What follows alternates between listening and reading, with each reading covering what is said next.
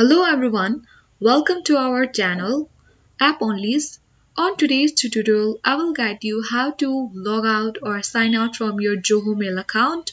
For that, you need to open a browser, and once you are on the browser, you can see search Google or type a URL, web address bar on the top of the screen. So you need to click on that. You need to type a URL zohomail.com and press enter on the keyboard. So you will land on this interface. So now here is the option of access Zoho Mail. Make sure you have already created an Zoho Mail account. If you haven't yet, then you can check our channel and get the instruction from there also. So click on access Zoho Mail to get access on your Zoho Mail account first. So here you will be land on the Zoho Mail account. Once you are here and sign in on your Zoho Mail account, on the upper right corner you'll be able to see the profile icon of the Zoho Mail. Click on that.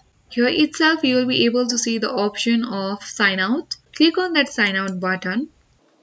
So now you have already logged out from your Zoho Mail account. I hope this video was useful. Consider subscribing and hit the notification bell to get the latest uploads from our channel. Thank you.